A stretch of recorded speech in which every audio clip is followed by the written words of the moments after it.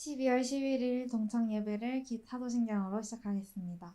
나는 전능하신 아버지 하나님, 천지의 창조주를 믿습니다.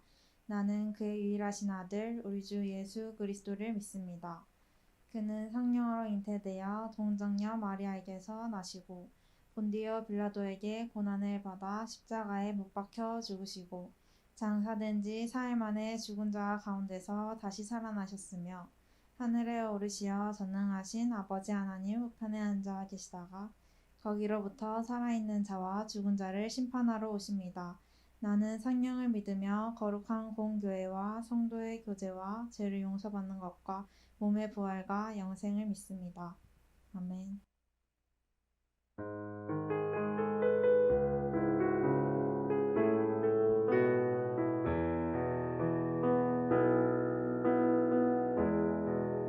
나의 부르심 나의 영원한 소망 예수님의 영상을 담는 것 나의 목적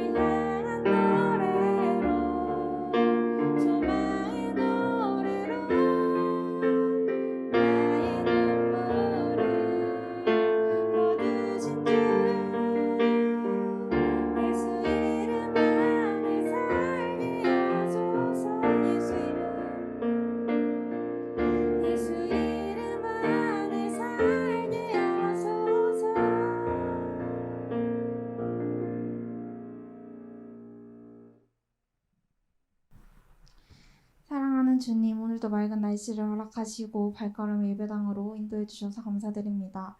한 해를 마무리하며 대림의 절개를 보내는 이때에 지나온 시간을 돌아보며 감사한 일들만 가득함을 고백합니다. 일상 속에서 맞닥뜨리는 여러 가지 일들로 저희를 성장시키시고 주님의 일꾼으로 쓰일 수 있도록 단련시켜 주심에 감사드립니다. 또한 일상 속에서 소소한 행복과 기쁨을 허락해 주심에 너무나 감사드립니다.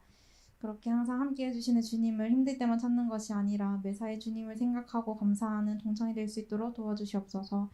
그런 동청을 축복해 주시고 은혜 내려주세요. 타지에서 학교를 다니고 일을 다니고 군대에 있는 청년들이 있습니다. 그곳에서도 주님께서 함께 하심을 믿고 주님의 자녀로 살아가게 해주시고 그곳에서 맡은 일들을 잘 감당해 나갈 수 있도록 붙들어 주시옵소서. 저희 동청을 위해 항상 뭘 더 해줄까를 고민하시는 목사님과 부장집사님께 축복을 더하여 주세요. 예수님 이름으로 기도드렸습니다. 아멘.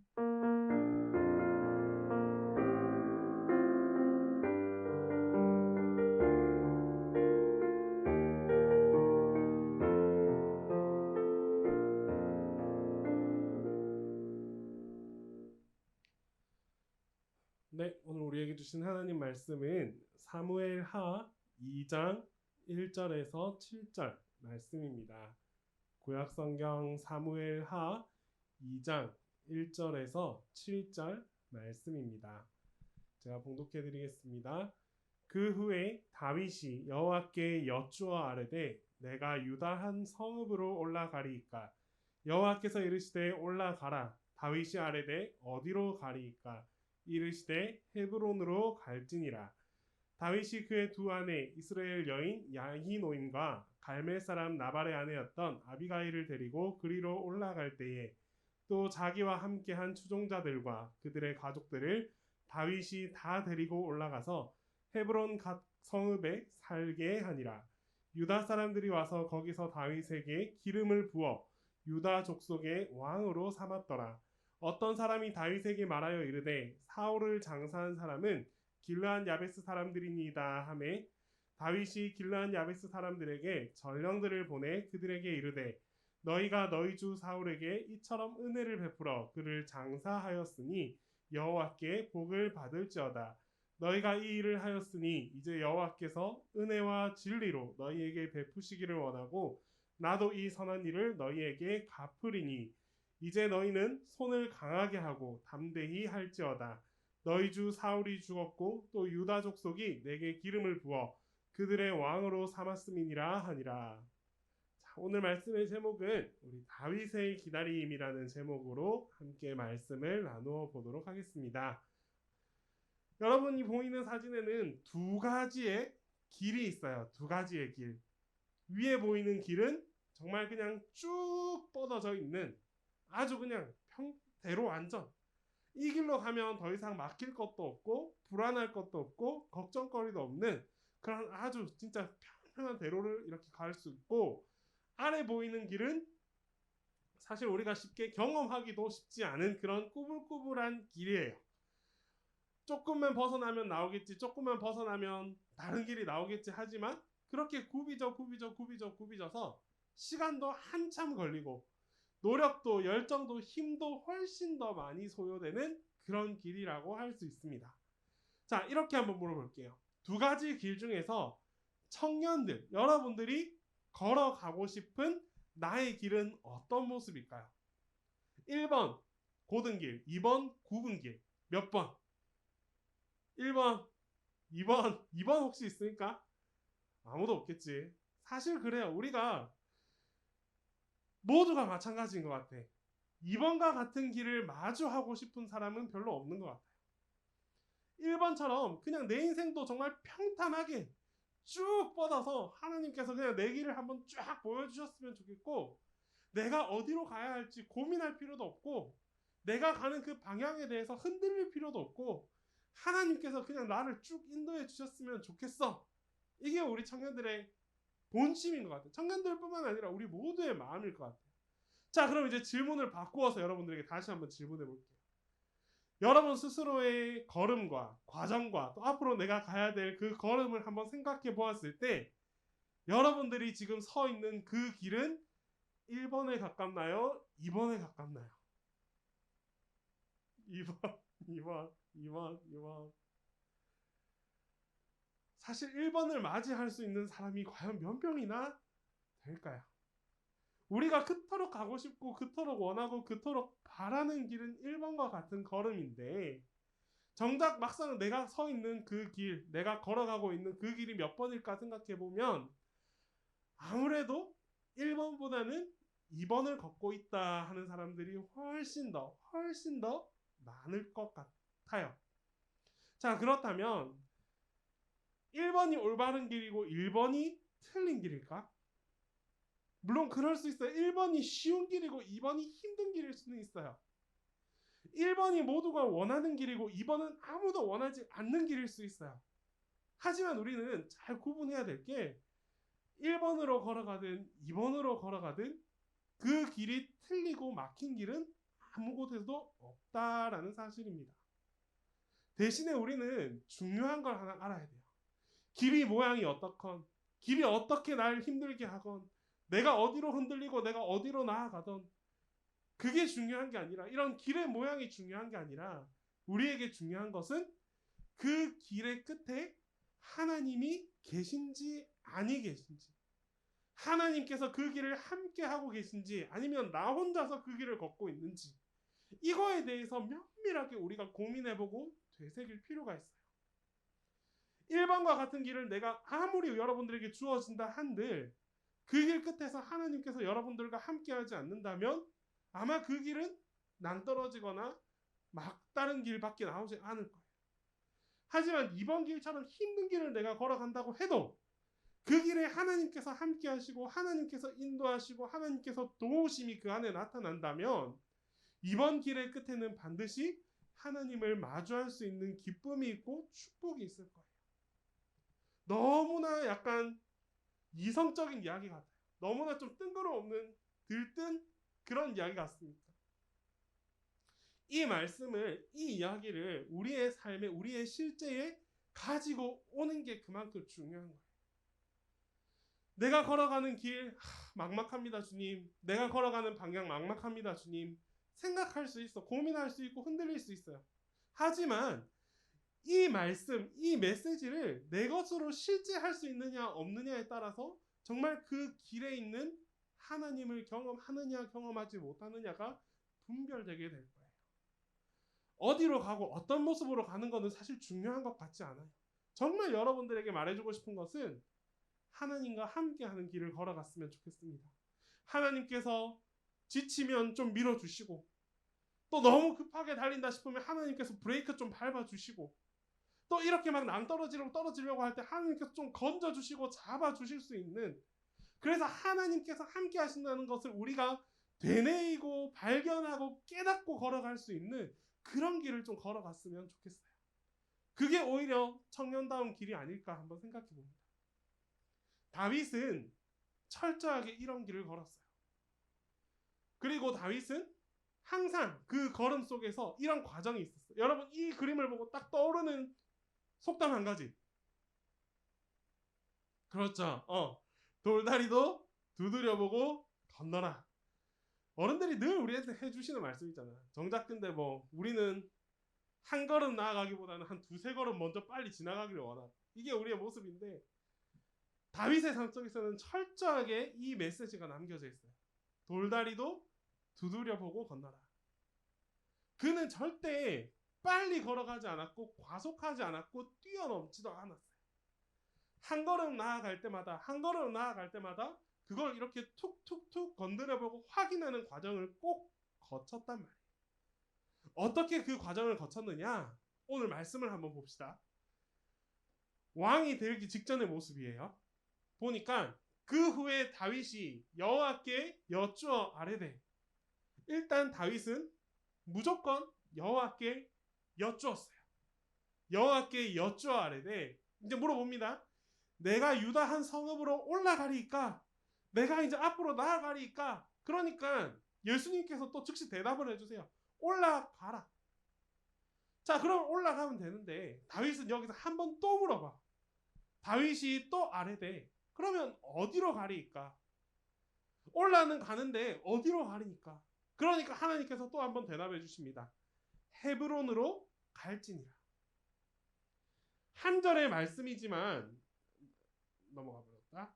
한 절의 말씀이지만 이 말씀 속에서 다윗은 하나님께 물어보고 또 하나님께서 원하시는 방향으로 나아가고 또 그곳에서 한 번 또 멈춰서 또 하나님께 물어보고 또 하나님께서 어디로 가는지 그 방향과 그 지면까지도 확인하고 나아갔어요. 이게 무슨 말이냐? 사실 이때가 어떤 상황인지 그 배경에 대해서 좀 알 필요가 있어요.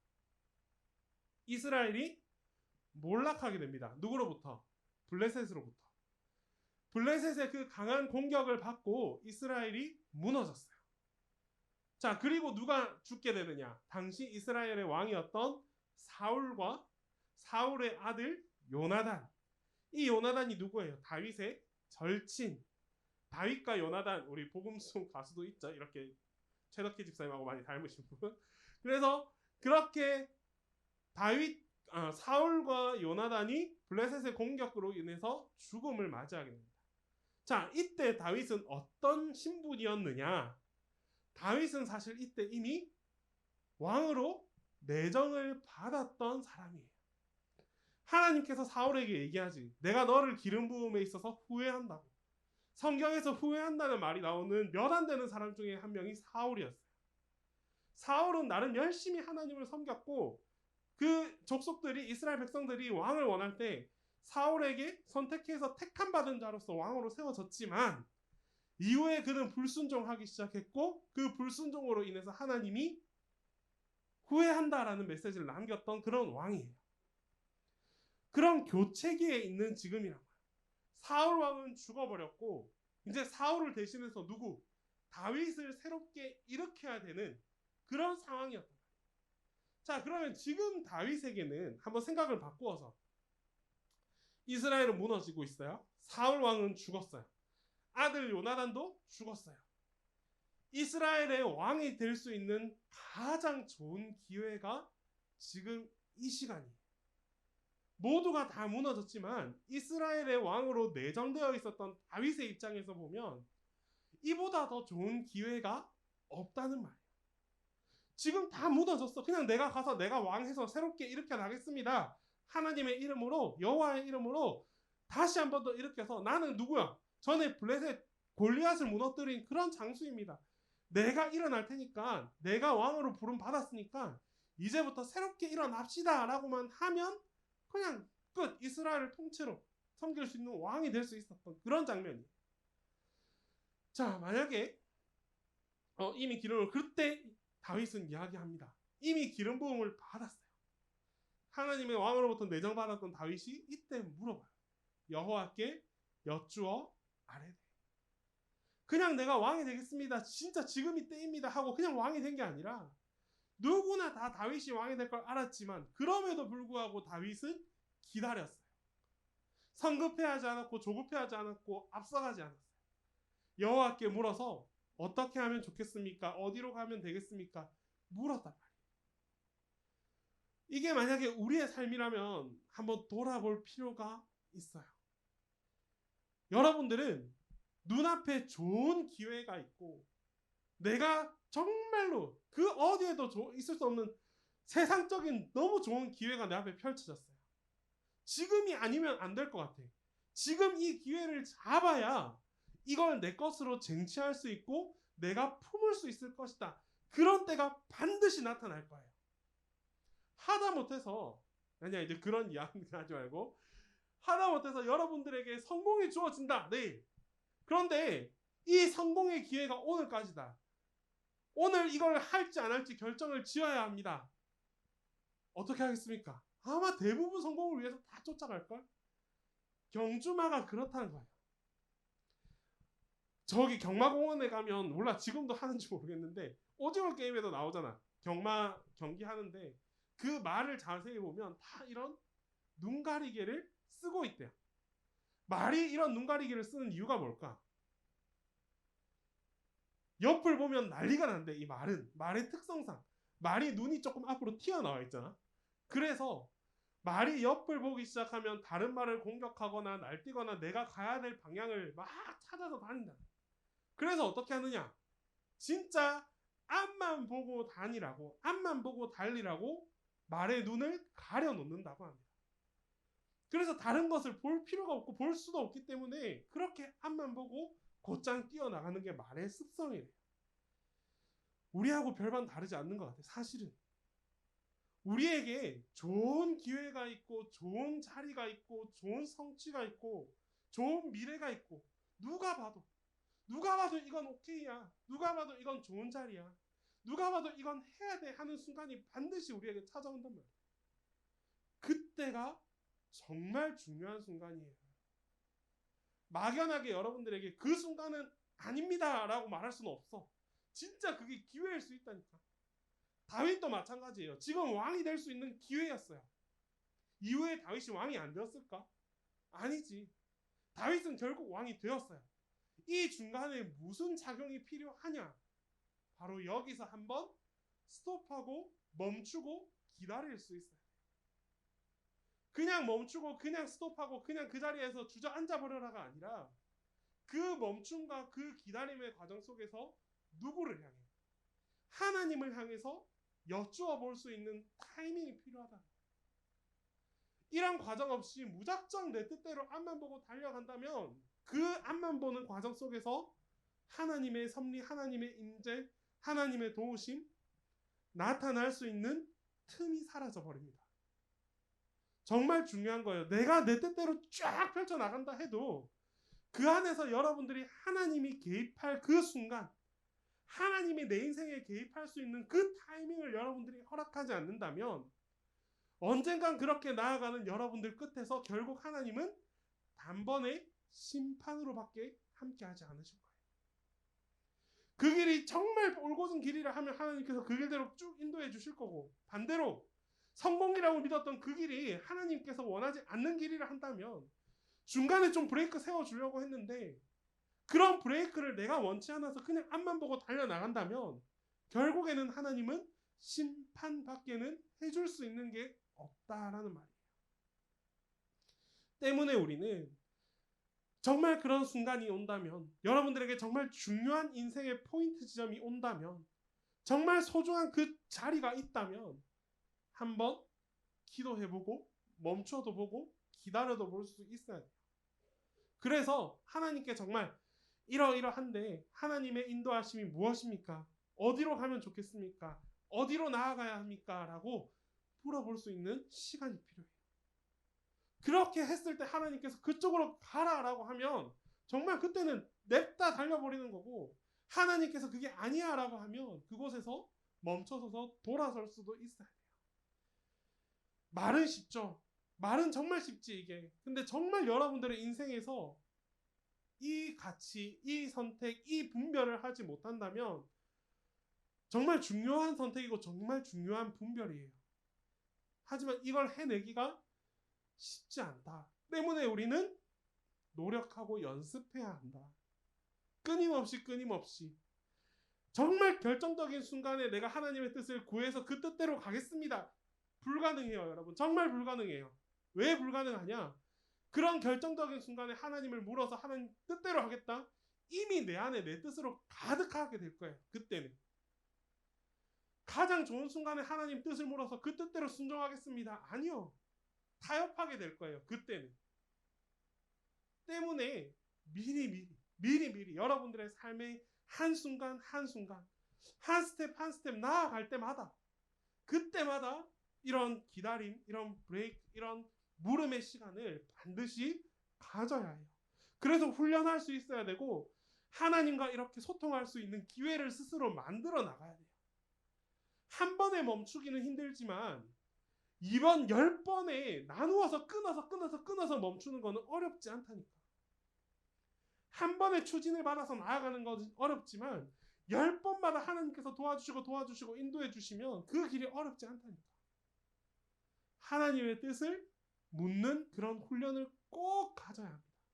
그런 시간들을 자주 하면 자주 할수록, 기다리면 기다릴수록, 성공이 가까우면 가까울수록 오히려 더 우리는 차분해지고 침착해지고 기다려줄 수 있어야 돼요.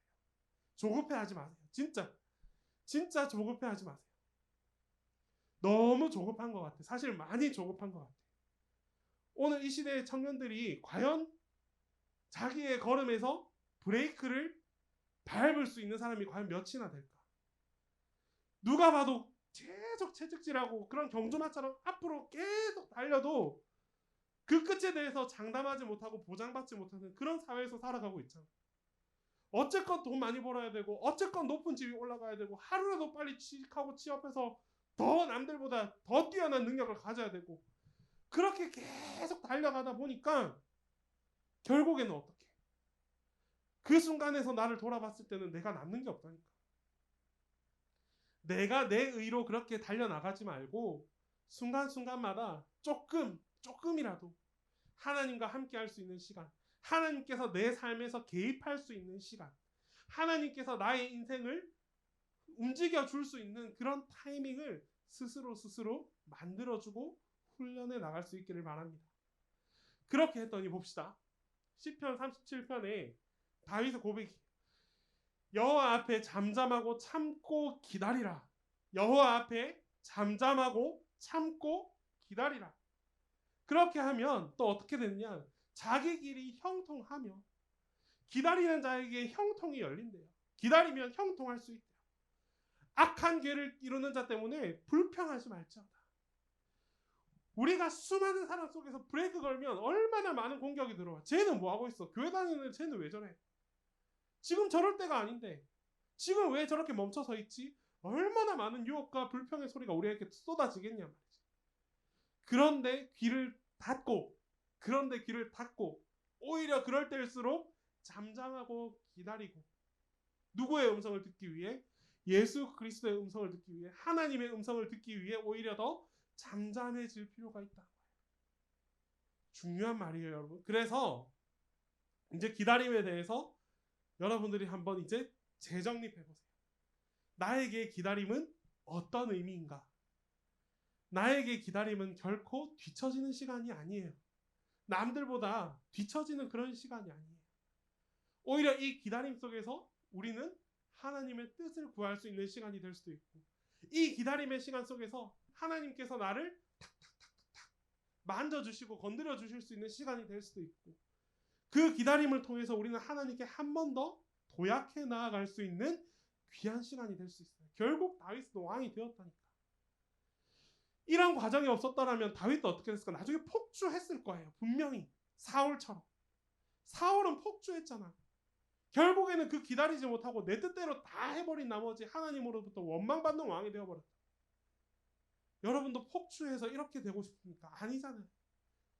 다윗처럼 그 순간의 기다림을 이겨내고 참아내고 견뎌내고 오히려 그 시간을 통해서 한 단계 더 성장해서 마침내 하나님께 영원토록 칭송받고 지금으로부터 다윗의 후손들에게 그렇게 의롭게 사용되고 예수 그리스도의 혈통이 되는 이런 축복을 우리도 함께 누릴 수 있다.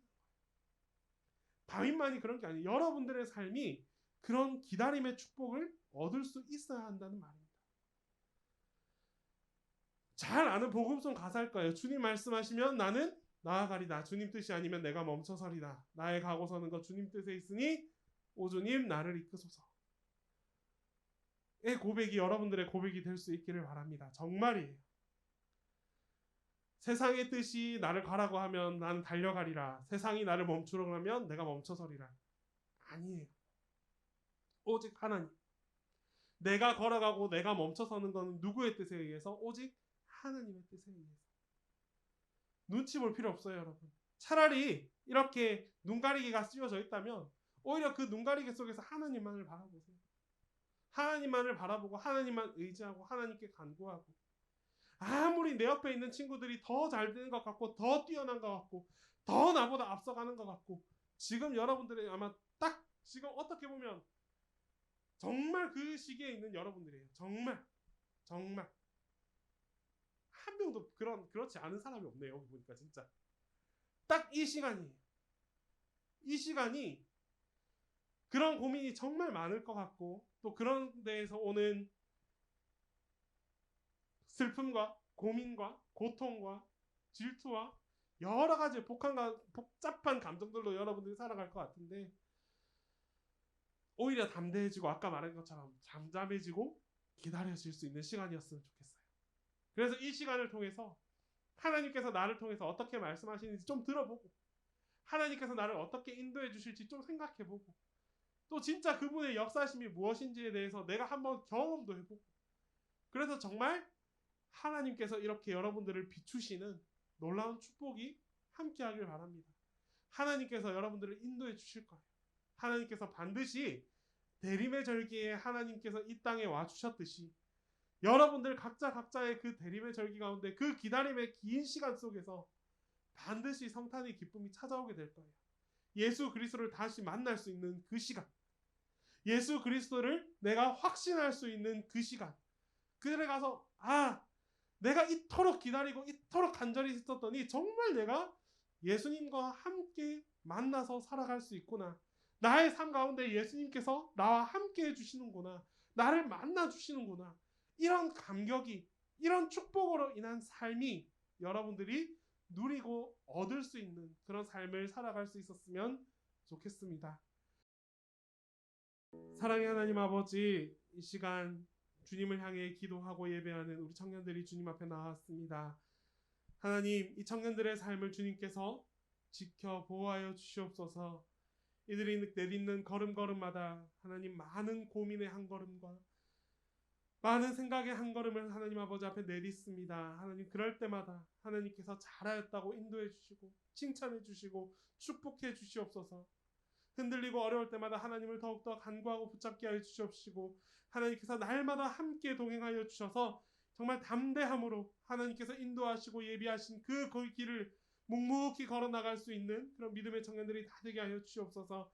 그리하여 마침내 하나님과 함께하고 하나님과 동행하고 하나님을 만날 수 있는 그 길의 끝에서 하나님을 떠올릴 수 있는 그런 축복된 인생길을 살 수 있도록 하나님 함께하여 주시옵소서.